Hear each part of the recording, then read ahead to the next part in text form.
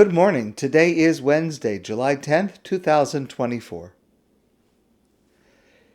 Yesterday afternoon, I heard this story from Rabbi Usher Weiss.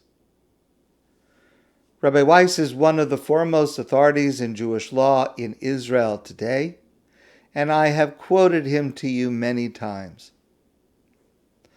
The story I'm going to share with you is a perfect demonstration of what I shared yesterday morning, July 9th. And if you remember that, you can place this story in its context, but the story also stands alone. Rabbi Usher Weiss knows a young Israeli soldier that suffered a very serious injury fighting in Gaza. This soldier lost both of his legs and his right arm. They had to be amputated, his arm from the elbow down, and injured his left hand. This young man is a yeshiva student, a Torah scholar, a fine person. And Rabbi Weiss told the story that he went to visit him. And when he came, this soldier had a list of questions prepared to ask Rabbi Weiss that left Rabbi Weiss in tears. 4 questions. Number 1. He's right-handed, so that means that you put on tefillin on the weaker arm, which is his left arm. He has a left arm, but now, because his right arm was amputated at the elbow, his right arm is certainly his weaker arm now, and he still has part of the arm. So the first question is, on which arm should he put on tefillin? The second question he asked, he uses his left hand to eat. It's his only hand now, even though it's slightly injured. But he does have some use of the upper part of his right arm. What does he wash for Netilas Yadayim? We wash our hands before we have a meal with bread. What does he do? Does he wash both sides? Only one side? Number 3.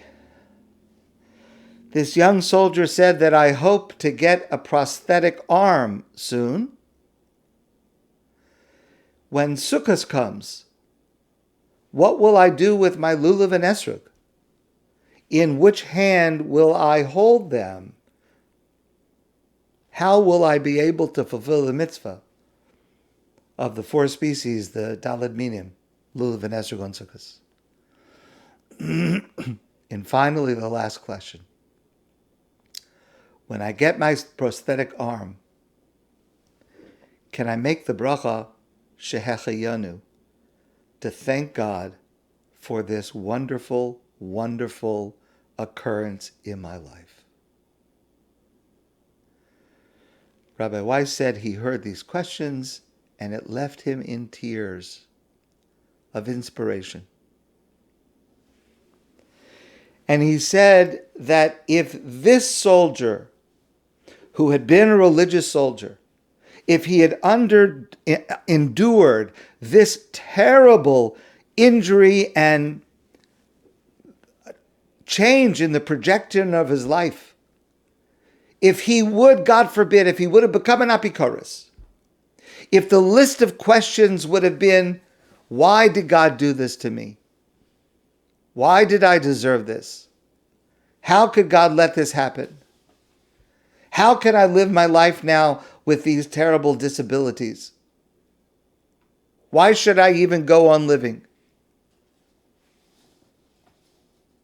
Those are legitimate questions. Would any of us judge him for losing his faith in God?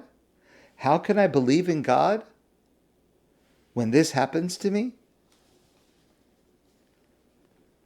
But this young man did not ask these questions.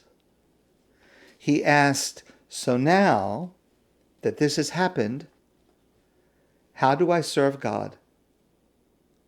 And how do I thank God for this moment?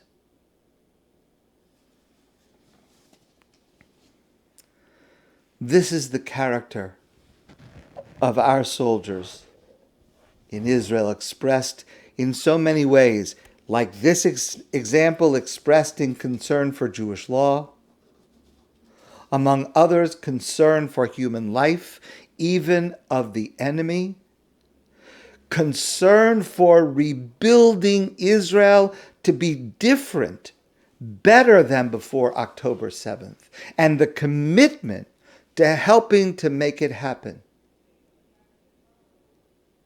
Rabbi Weiss said, we need to know these young men and women, and we need to appreciate them, and we need to appreciate that God has these beloved children among us.